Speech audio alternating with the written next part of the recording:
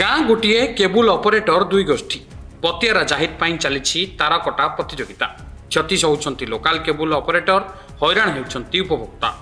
गंजाम जिला छत्रपुर आसी एमिति एक खबर। अभियोग अनुसार गोटे गोष्ठीर स्थानीय लोकाल केबुल ऑपरेटर सेवा जगाइबार असमर्थ होबारु अन्य एक गोष्ठीर किछि लोकाल केबुल ऑपरेटर सहररु किछि दूररु सिटी केबुल ऑपरेटर ठारू 5 रु 7 किलोमीटर जाए केबुल तार बिछाई ग्राहकों को सेवा जगाउथिले। हेले प्रतिशोध परायण होई गोटे गोष्ठीर लोकाल केबुल ऑपरेटर समस्त तार काटी दैथिबा जଣା पड़िछि, जहा फल सिटी केबुल निवेश करथिबा किछि लोकाल ऑपरेटर आर्थिक क्षति सहितबा नै अभियोग होइछि। मो आगुरी पुरस्तमपुर लाइन आनी लोक माने विरक्त होगा द्वारा लाइन साटिस्फाई हो पारे तेणुक आम सिटी केबल छत्रपुर लाइन टाणिया आम व्यवस्था करूँ आ वायर भी पकईलु। वायर पकड़ा भितर काली राति आसिक पूरा टोटाल गड़ी गड़ी कर दीजिए है केवल वायर अच्छी आम एटा ही प्रॉपरली आम वायर ही काटी 1200 कस्टमर सफर होती। एबे चाहूँ आमको यार उचित न्याय मिलू आमको ऑपरेटर को संदेह कर अपोजिट पार्टी जो मैंने अच्छा वायर किसी आम वायर ही कटाई तो अपोजिट पार्टी ही यार कम धर नौ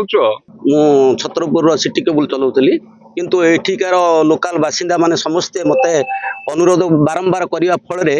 मुझे कहली जेहेतु लोकाल ऑपरेटर अच्छा मुझे पारि मना करी किंतु से बहुत सफर होती तेणुक बहुत हैरान हवा फल मु बाध्य कि सब केबुल ऑपरेटर मान जनइला लोकाल केबुल ऑपरेटर माने कहले भाई सब आम भी हैरान हो तेणुक आम नेबू बोली कहले तेणुक मुझे बाध्य होकर केबुल पकेली। केबुल 7-8 किलोमीटर केबुल पकेला द्वितीय दिन पकई तृतीय दिन सका देखी आसला बेलू सब सब केबुल काटी सब मद पिया पी कर प्रत्येक केबुल जमी से केबुल आ कम लगे। बर्तमान गंगापुर विथ रुकुणीगा माने सरभीमपुर विथ दोलियाढियो 4-5टा गाँ मुझे जेहेतु मंडल 400 ରୁ 5 कनेक्शन थिला आउ बारंबार आम 2013 मसीहा से आनी पुरस्तमपुर लाइन आने द्वारा 4-5 वर्ष भितर सर्विस ठीक था। बर्तमान वायर डैमेज है आमको सर्विस ठीक मिलला ना जेहेतु कस्टमर मान 15 दिन चलिए 15 दिन चलबार ना कस्टमर मैंने विरक्त बहुत है बहुत कंज्यूमर आम साथी नहांती जेहेतु